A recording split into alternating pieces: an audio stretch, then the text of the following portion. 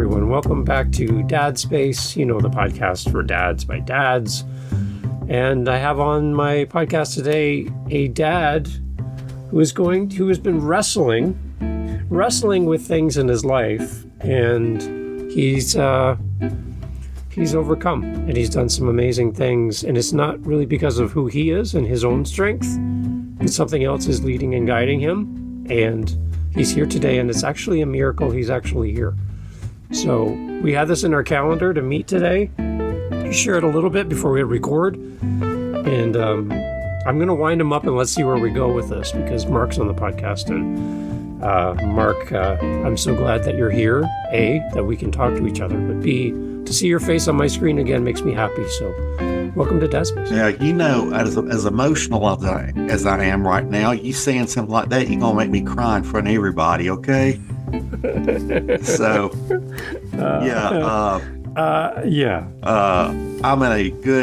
I'm in a really good emotional state. And,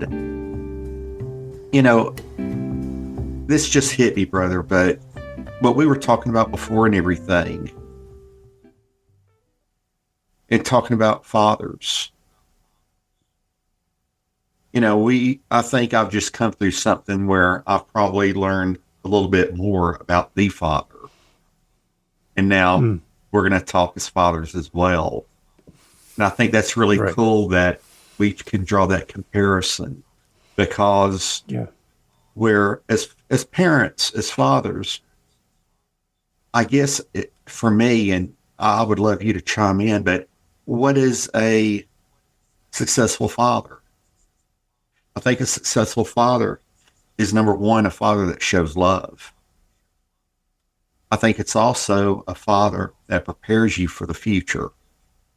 And now you know how I just worked that in, don't you, what we were talking about? Mm-hmm. And that also you prepare that child that they understand they can find peace in a world that seems at times very chaotic, or at least most of the time seems very chaotic. I think showing that unconditional love, the preparation, and finding the peace, I think I'm learning even more after this past weekend. I'm learning more that maybe they are some of the most great ways that we can prepare our children. What do you think? Off of what we were just talking about and everything, I think you're seeing the correlation I'm pulling together here. Yeah. I want to, before I go and answer that, I want you to give us some context for the listener, because we keep referring to what we've said together, but the listener hasn't heard the story yet. I think it's going to give more context to our conversation. Sure. If you share whatever you can about what just recently happened for you and your family, because I think that the listeners will be like, oh, that's what they're talking about. Okay. So can you fill in the blanks a little bit? Because we had just had dinner on Saturday night. Today's Wednesday. Is that right? Okay. Yep. Okay. I'm trying to keep my day straight. I'm sorry. And so anyway, Saturday night, we have dinner. I've been losing a lot of weight on purpose, so I'm not eating that much. And throughout my life, I've had this issue where sometimes food gets stuck in my chest a little bit, and then usually it goes on down, everything's fine. Well, this particular night, it went down. I'm thinking, okay, it's going to get better. And it goes down a little bit further. I'm thinking, it's going to get better. It goes down a little bit further. And finally, I grabbed my chest, and I tell my wife, Brenda, I said, I feel like I'm getting ripped apart. I feel like I'm having open heart surgery. That something's cutting me. I don't understand what it is. She said, do you need to go to the hospital? I said, no, I don't think so. And a little bit, about an hour later, I thought, well, I have to throw up. I'm going to throw up that food. Everything's going to be fine, right? I walk in there and I throw up, and it's pure blood. And it was full projectile. I hate to be gross, but I'm not saying I spit up an ounce. I probably spit up a good 16 ounces. Well, I went back and I sat down and wiped. I had a little bit of blood on the side of my mouth. I said, I think I'll be okay. I think maybe I just irritated something. About an hour later, about 45 minutes later, I went and did the same thing. And this time, as the blood's coming out of me, I'm getting profoundly weaker. Now, this time, I'm hardly able to get my head up. But I go back to my chair. I've got more blood running down my mouth. I'm thinking, okay, something's up. Something's up. Brenda said, let me take you to the hospital, Mark. I said, well, maybe that's it. Maybe that's it. About every 15 minutes for the next hour to an hour and a half, I was projectile blood. Got to the point where the last time I did it, our vanity or sinks were right beside the toilet, against on the same wall. And every time I had been able, or every time this had happened, I was able to clean up for myself. Well, this time I go and I start trying to clean up after myself, and my head, I just literally fall into the sink. And my head hits the thing and the spigot or whatever, and I realize I can't get up. Something's really, really wrong. I got to throw up again. More blood. I lost about 2 quarts. Almost, that's getting close to half your, and half of what you have. And I said, I just told her, I said, call so-and-so because I can't get up. I was leaned over, crouched over in the sink, and I could not get up. She said, Mark, stay with me. I had no earthly idea how bad I was. But she said I turned white as a sheet. When we got to the hospital, they said, it'll be just a minute. I said, I need a barf bag. Long tubular barf bag. I filled up one of them at one time, just total blood. They said, okay, we're forgetting triage. We're going to take you inside. Yeah. So they end up taking me in triage. No, they take me toward triage. I think that's where I'm going, but they wheel me right into a row, ER space or whatever. And 4 women, literally 2 on each side, attacked me. They said, he's cold, he's clammy, blood pressure 60/40. We got to do something. And I remember looking in my right arm, and the lady said, give him this. And they were all, right now, my right arm and left arm, I've got, I don't know if you count them together, 12 or 15 prick holes from needles. And they straightened me up on the table. And I remember fading in and out. And I was sick. I kept thinking I was going to have to throw up again. And they came back. They said, we got to do something. Blah, blah, blah. They kept doing stuff. I don't know everything they did. All I know is I was sweating. I was cold. I was shivering. And my wife was really upset. I never seen her so upset. And I just kept hearing the nurses and the doctors say, we've got to do something. That's, and I'm blacking in and out. I have no earthly idea what's going on. They rushed me to Vanderbilt Hospital. And they go and they give me a test. And they start seeing tearing in my abdomen. My esophagus had torn partially away from my stomach.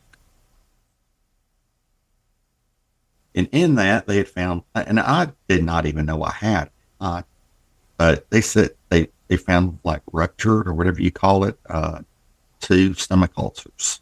Okay. And so they arranged me to go into a scope, get it done. And that is just, my wife started easing up when they were taking me into surgery. But the doctor told me, he said, "You're lucky."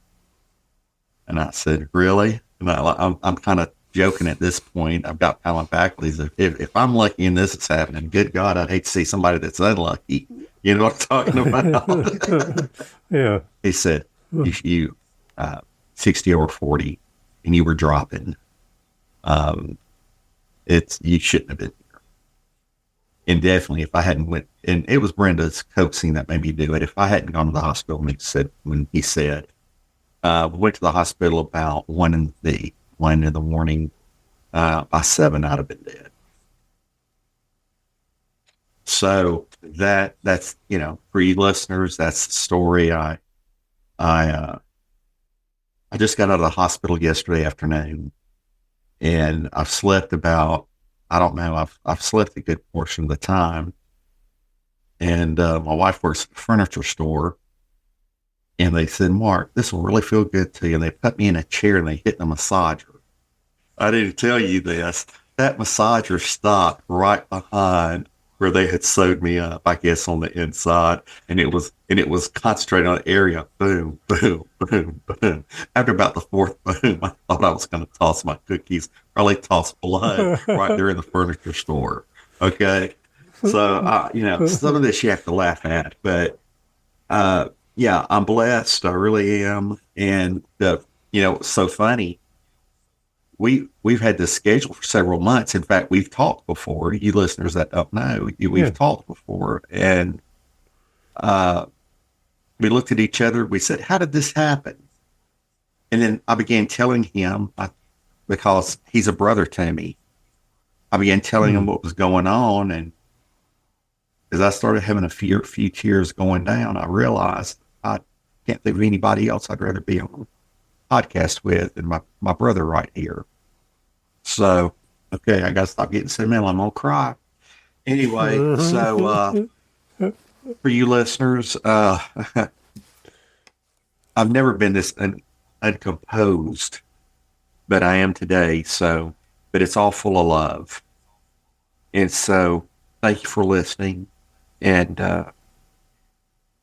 I guess I learned firsthand that when God's not done with you, he's going to make sure you stay on this earth until he is done with you. You shared a story, too, about having an experience while you're sleeping where, whether it's a dream or whatever, but you felt like for the first time in a long time, again, for people who don't know, your background in wrestling, and you have been in a physical sport for a long time. You've taken a lot of abuse, a lot of hits. You've done all of the things we saw on TV and we worship as a wrestling fan.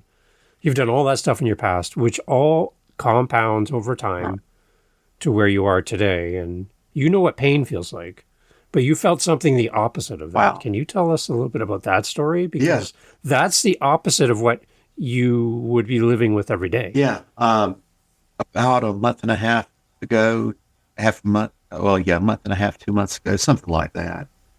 It was on a Saturday night. Why do all these things happen to me on Saturday nights? Now, I'm noticing there's a pattern. I just realized that. Yeah. I don't have no idea. I mean, I don't go to parties on Saturday night, so I know I'm not drunk. I don't understand why things are happening on Saturday nights. Anyway, maybe it's because I know I'm going to church the next morning. I don't know. There you go. I went to bed and I woke up.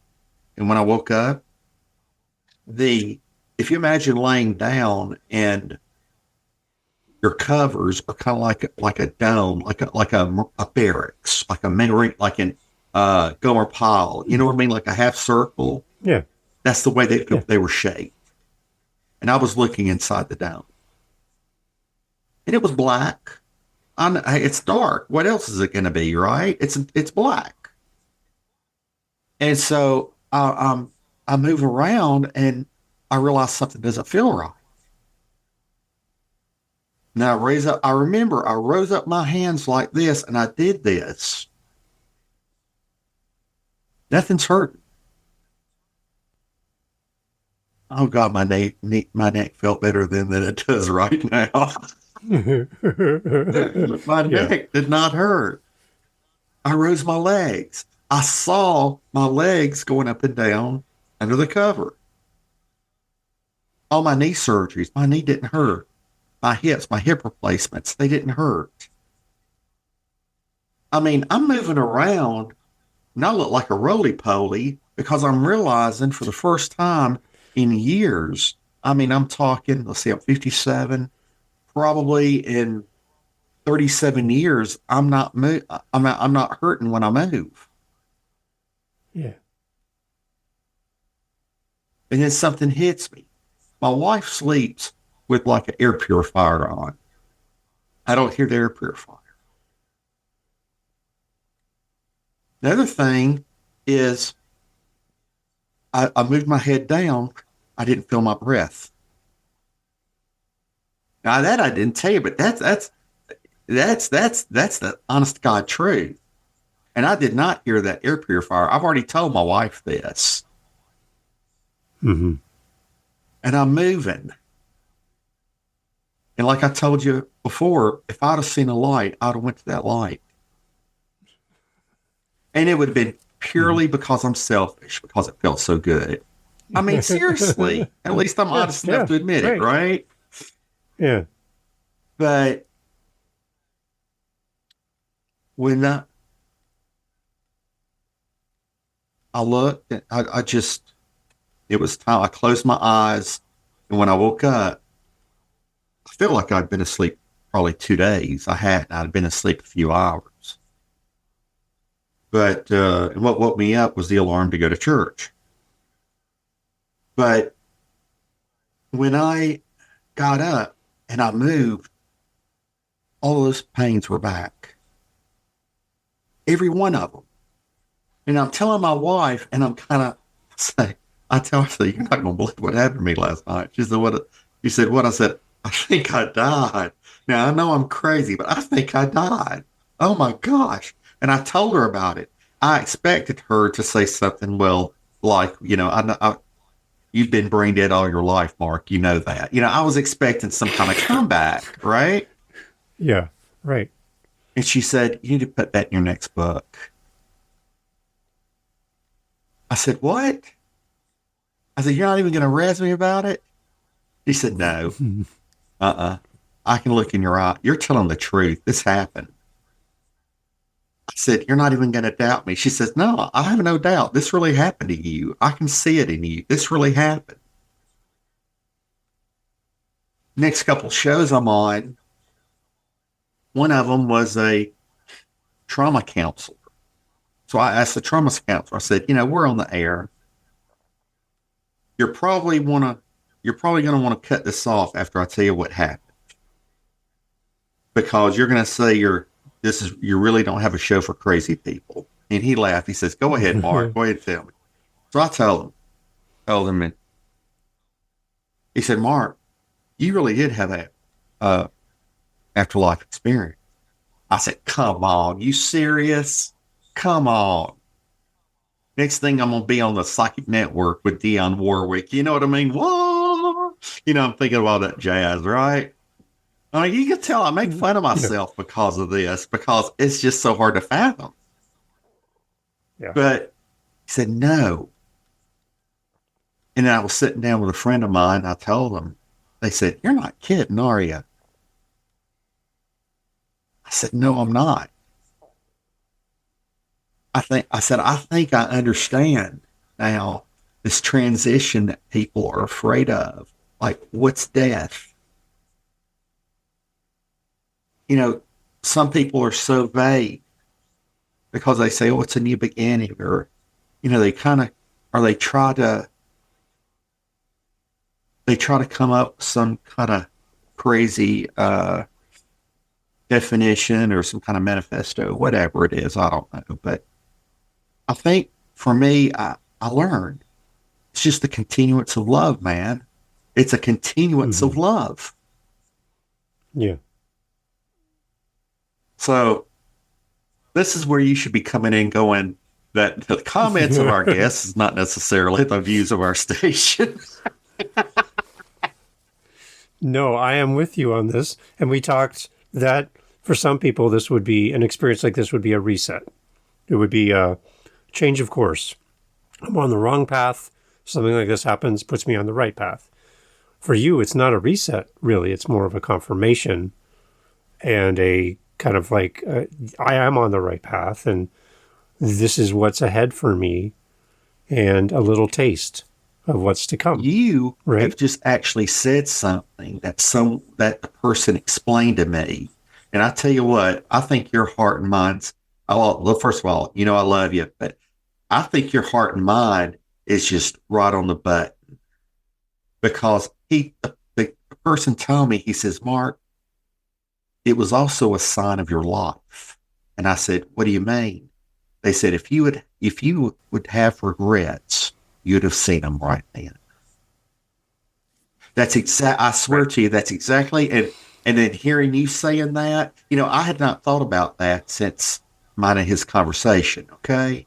Mm-hmm. Mm-hmm. But that's exactly, it's basically the same thing, but I must have heard it because I'm saying it in a different way, so quickly. But yes, what you're saying is exactly right.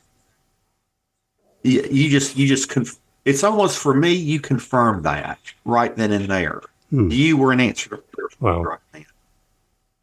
And that's an interesting statement, because I've heard people say, like, how do you know prayer works? I'll give you an example. My wife was looking for a job. We were a newly married couple, couldn't find work.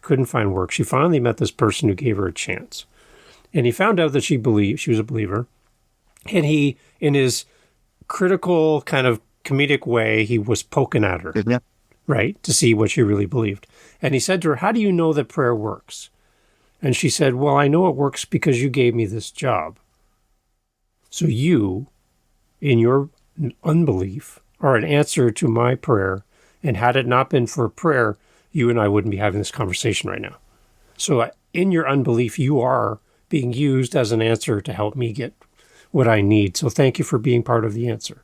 And the look on that guy's face, her boss, that in that moment he came face to face with the fact that he was being used in this way to help answer a prayer, was a real moment for him. And he had to walk away and think about that for a while, because he didn't believe in any of this stuff that we're talking about, Mark.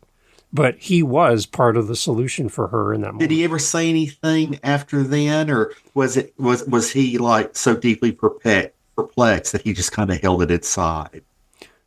That opened the door for more and more questions from him to her, and a chance for her to minister to her in a way that no one else could ever do, because of the walls he had around him to protect him from people like that. So she was able to dismantle those walls one little brick at a time by showing him how much life is when you have something like we have to kind of guide our paths. Right? Well, too, now that you say that, and we've got these stories and different things that we're building off one another, I think that's that's an important thing for the listeners to understand, is that the building of your faith, or to even have faith in what you just said, as far as your wife and her boss, number one, I totally think you and I were meant to be on the air together today. You know what I mean? First off, I really do believe that. And the other thing is that, to the wonderful listeners out there, I think one of the greatest points, the great point you made in that boss, is that, believer or not, and I'm sure there are many believers out there that are listening to this, you may not even realize you're being used this very moment, that you could be used. People may be reflecting on something that they see you do. They may be reflecting on the way that you reacted to something, and you may possibly be blowing their mind at this very moment. When you and I talked the last time, I made the comment I'm sorry I'm having a sniffle. I've been crying talking to you the entire time.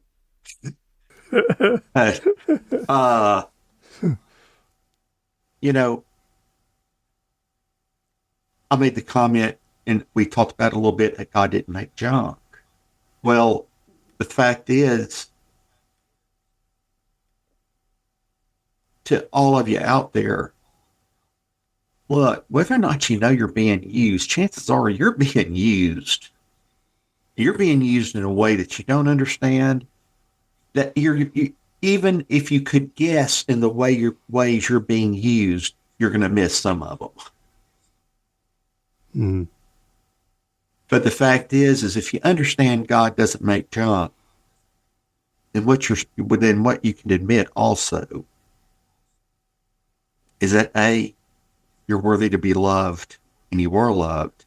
And secondly, you're worthy to be used because you were used. Does that make sense where I'm coming from? Yep. Yeah. And to echo what your wife was saying about a new book idea, a story is only really a story when it's told. And Otherwise, it's just a thought or an idea, right? But when you actually put it out in the world, and then we get to receive that story, interact with that story, and learn, that's when a story really has its impact. So the fact that you are here with me right now, and we arranged this way in advance, and this just happened to you in the last few days, to be here to be able to help you tell your story is a joy for me. oh, you gonna be nice. You gonna make me cry more. You gotta stop this. I'm over here, tears going down my eyes, trying to keep from stuff going down my face, and here you are saying stuff that's just making me go into. I mean, golly, Pete, I'm having an emotional tornado going through me right now. Thank you very much. So, okay, Mark, were you at any point,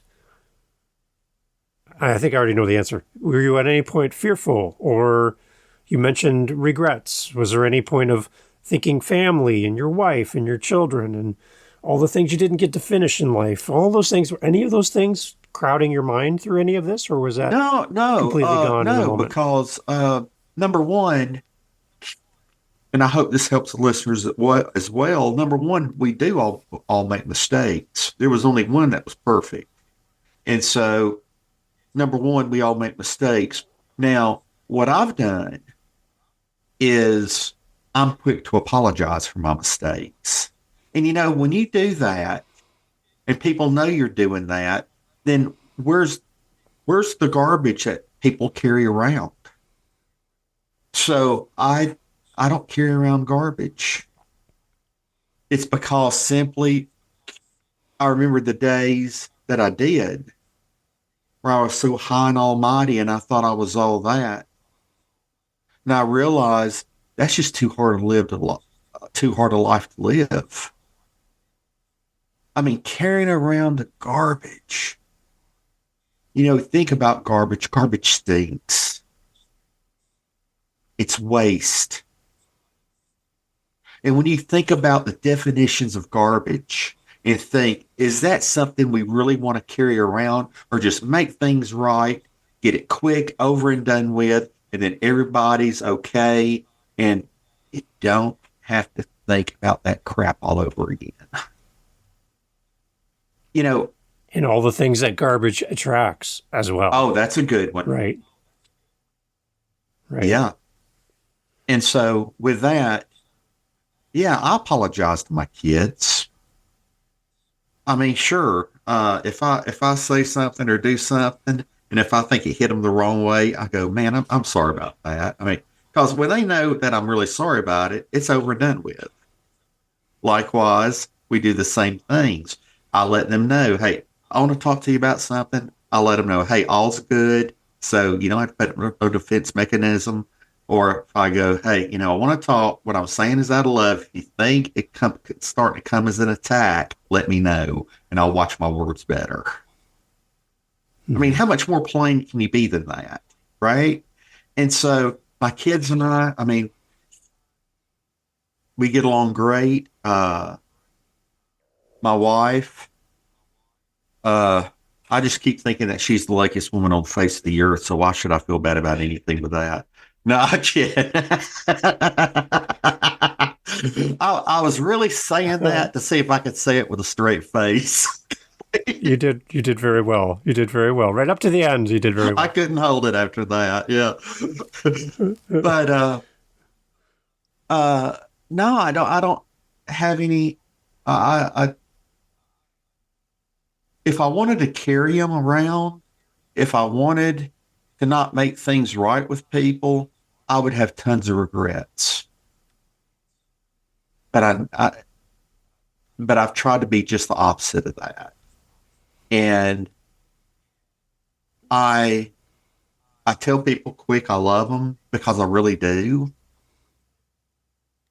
I don't walk around thinking I have to filter myself around this person or talk to this person a certain way or do this or that or whatever. Or I don't like this one as much. Sometimes I just realize, you know, to bless somebody's not to kill them. When you think about it. Mm-hmm. You know the kind of people I'm talking about. Yeah. But and all joking aside, God loved everybody. He didn't say we had to be everybody's best friend. No. Yeah. So I'm just myself, and I try to let people know that they're loved. I mean, I guess that's the simplest way. I know I've been rambling, but maybe that's just the simplest way to put it. Because I would think, like, if we climbed in under that dome of the blankets you're talking about, in that moment, it almost seems like, from an outside perspective, a very selfish moment. Because it's all about how much you're not in pain. This feels so good. It's all about me in that moment. And it almost feels like, how dare you have a moment for yourself? We're dads, right? We're husbands. We give, give, give, give. But in that moment, your mind wasn't full about a to-do list, taking out the garbage, doing all the things. Your mind was you were in that moment, no matter whatever was happening in that moment. It was all about you in that moment. And there was no fear. There was no sadness. It was complete Peace. and joy, and right. Yeah. So isn't that selfish of you, Mark, to have that moment? That's like, come on. that's a really good question when you think about it. The I do remember thinking one time, I did think one time about the kids and everything. And I thought for a brief moment, I said, if you can do this for me, I know you're going to take care of them. Hmm.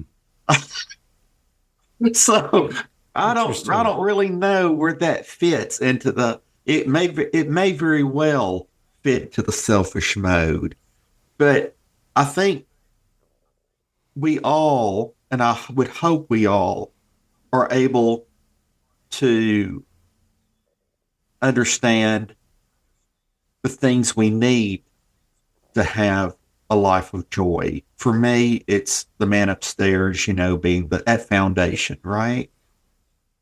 Yeah. I get, I've not analyzed that. I've not really gone deep in that with myself. I do think for the fact of it was me and him, I didn't think I was being selfish.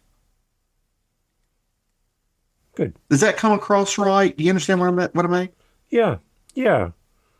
Yeah, it's true. And the reason I'm asking is because I think that as dads, often we don't have time to think about ourselves, our life, who we are. There's no time to be selfish because we're always on a giving mode, protecting, providing, doing the things, and we don't have time for ourselves. And it feels selfish in the moment to go, I need some time for me to make sure I'm okay with me and I'm all right in this world and I'm on the right path, right? I don't want to have a reset occurrence to have me reset and get refocused again. I want to know I'm on the right path. So I want the dads that are listening to hear your story and go, now, how would I picture myself in that environment? Would I be living with regrets, as you mentioned? Would I be living with missed opportunities with my family, with my partner? Like, how am I showing up in this world? And when it gets to that point in your story, when you're facing something that could be the end of something and the start of something new, where do I see myself in that, in your story? And I think a lot of people might be struggling with that. So hearing your words is going to help many, many men. Well, I would hope. And I think just in the past, I got a call from a TV studio about 3 months ago, and they said, Mark, we want to know, with your years in wrestling, if you could create a Christian wrestling television show. And we're about to go to air in the next few weeks. It's good. I've got some former WWE guys in it. It's going to be good. Good quality work. Wow. And worked with the guys and created, really started it from the ground up. A wonderful promotion of guys out of North Carolina, South Carolina. And the reason I say that is because working with these guys, it's allowing me to have guy time. And the reason I say that is because fathers, dads, understand if something helps you to become a better dad, and I think this has helped me, having the guy time and everything. If something's going to help you be a better dad, it would be better sacrificing an hour to be a better dad for the rest of your life. Right. And God time is important. Work taught me how to enjoy God time. I felt guilty about going off anytime. Yeah. I felt guilty. My wife would say, let's go off for a couple days. But what about the kids? I almost felt like there was a game of what's fair and unfair. But being in ministry, there's something that we had to learn that was using that pitcher of water. And that is if you've got a pitcher full of water and you continue to pour it out on everybody and everybody's growing and you let your pitcher run out, what good are you after that? Mm-hmm. Where do you go to refill your pitcher of water? Yeah. And that's a lesson that I've always carried around with me. It's easier said than done. I can tell the dads that if you teach your kids just pure, honest love and you're there for them when they need you, that doesn't mean you take away consequences for people's actions. Dads, it's important. Your kids can have their buddies at school. You're their only dad. Yeah. And I know some fathers would disagree with that. What I've learned and what different people that I've studied under, what I love Kevin Lehman. He's fantastic in dealing with kids and so forth. But, he says they can get their buddies elsewhere. The fact is, having that mother or father in their life, that's the point where they really understand where love is, where true love is, because you'll let them know what's right and what's wrong, and you're just not a yes person. But Kevin said, let them find their buddies somewhere else. Mm-hmm. Man, it's unbelievable, brother, the number of people I've had to share that with that just, went the total reverse, if that makes sense. And having been a foster parent for so long, Brenda and I, see, I don't want to be their buddy. I want to be a source of strength. That means when they think they're tough, I'm going to be tougher.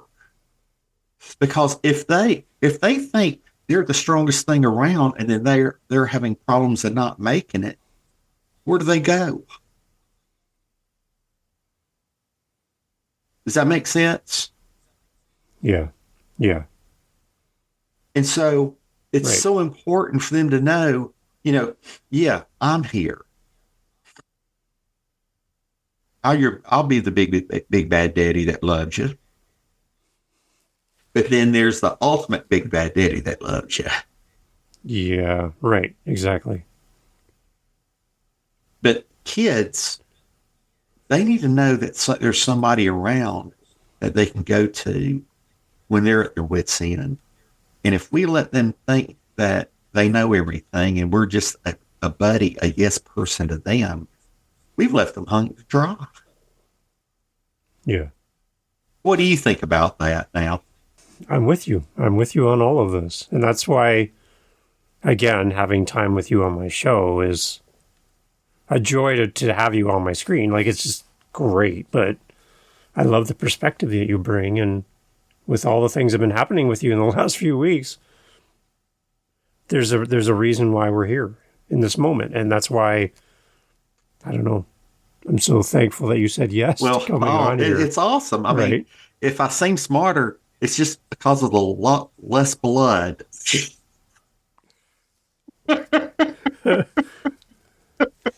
Okay, Mark, I want to frame this last question because I want to let you go because, again, you need to rest and recover and get strong. And again, I'm so happy to have you here. Blessing for me. There's a dad that's going to enter the ring.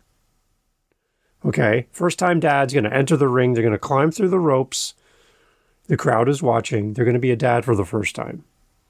The one thing I know about wrestling is you need to know where your opponent is at all times. Because if there's a miscalculation, somebody's getting really hurt, right, in the ring. So as a dad, our opponent is maybe not knowing that we're going to be good enough, maybe feeling like we're an imposter, maybe feeling like, you know, the world's against me, maybe that dads aren't valued anymore. So there's an opponent in the ring with us as a new dad. We got to address that opponent and take them down. We're in the ring, the bell goes, ding, ding, here we go. A new dad versus whatever they're facing. They feel inadequate, whatever it is. From your perspective, in wrestling terms, Okay. in that perspective, how do we approach our opponent so that we can be the best dad possible for our family? First off, you're going to be lied to. And what I mean by that is if there's been ever one self-help book for parenting, if one of them ever worked, why do they still keep printing new ones? So you're going to be lied to. In life, that's going to be, you know, if in the spiritual world, it's going to be Satan. In today's time, they're going to think, oh, you just do you. You just do whatever.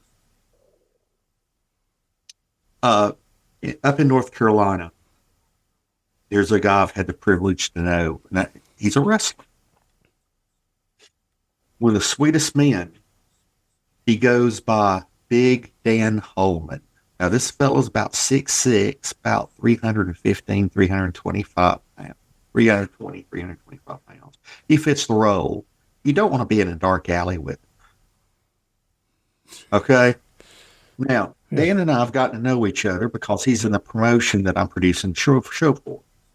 We were talking about his character. And I asked him, I said, what have you done in the streets? Because on these guys' storylines, I'm using their truth. I'm not coming up saying they're a full-blown Indian when they're Italian. I mean, I'm really using these guys' stories. Okay? Right. Yeah. He said, Mark, I was a little bit different. Where it seemed like when the streets were calling people to get in there and fight and cause more havoc and cause more destruction. He said, Mark, I felt it in my heart with my size. I was supposed to be the one to go in there and pull them out and let them know that God loves them. Now, I said, Dan, with that, even though you're called Big Dan Holman, I said, I think you ought to be called. I said, I feel like I'm hearing something right now. You should be the prayer warrior, Dan Holman. He said, well, on my 8x10, I said, what do you think about a scene of prayer? He said, that's where I was going, Mark. For a person my size, I want to be down on my knees, pointing up toward heaven, and with two fingers pointing up heaven as well. Because that's where I find my strength. What I've told a lot of people when I've had the privilege of being on their show is that Yes, the world tells us we will probably lose more than we will ever win. However, I think it really depends on who you've got as a tag team partner. You know where I'm going with this. Oh, yeah. I'm right here with you. Who is your tag team partner? Because with the right tag team partner, the big God, you're going to know something. You're going to know things it won't be easy. They'll be hard. Mm-hmm. But with him as your tag team partner, the right people will be there to help you when you need them. Your own prayer warriors will be there to give you strength when you need them. God just doesn't kick behind because he's powerful. He kicks behind because of all the followers that love him and the love that he has shown them. Yeah. To be in that wrestling ring, new dad, accept the love. That's it. Accept the love and accept who your tag team partner really is. That is the way to start the match and get it going in your favor from the very beginning. And your tag partner can't help you until you tag him in. That's right. There you go, brother. That's it. Right. It might take every ounce of strength to get to the edge of that mat, but they're reaching down to be tagged in, and once they come in, you can recuperate, you can get back in then and be ready to be tagged back in yourself. That's right. And in wrestling terms, when the baby face is down, the good guy's down, and he's been trying so long to tag, and he finally gets that tag, it's called a hot tag. And I'll tell you this, hell may be hot, but God is hotter. And you make that hot tag, he'll take care of the battle. Mark, I love it. I want to end right there. That's perfect. Thank you, for being here. I don't know if I could be sitting in your seat with what you've just gone through in the last few days, and the fact that you're here is amazing. Thank you for sharing your story. Thank you for encouraging us. Your heart is true. You're not here to pump up the crowd and do that for your own sake. You're here to help us. So thank you for Thank you, brother. I love you. All right. Everyone, I'll have information for you to connect with Mark. He's a great soul, and you need to watch this gentleman because you can learn a lot from him. So Thank you. Thank you, Mark. Hey, thanks for listening to Dad Space. Thanks for hanging out to the end of the podcast. That's a great sign to wherever you're listening to this podcast, YouTube, Spotify, Apple, fill in the blank, that this was a good podcast to send people to. So simply by listening to this point of the podcast, you're helping the show grow. So good on you. Thanks for helping us grow Dad Space. If you want to help us fill our cups over at Dad Space, head over to dadspace.ca. Dadspace.ca, simple website, right? Dadspace.ca. You can fill up our coffee cup, which helps us then to keep moving forward with the podcast, and use our Buy Me a Coffee link over at dadspace.ca. Thank you for being here. Thank you for supporting the show. Thank you for coming back. And thank you for sharing, because the more dads we can help, the better. We're all here to help each other grow in community. That's what it's all about. And without you, the podcast is pointless. There's no reason to do any of this. So you being here means everything. See you at dadspace.ca.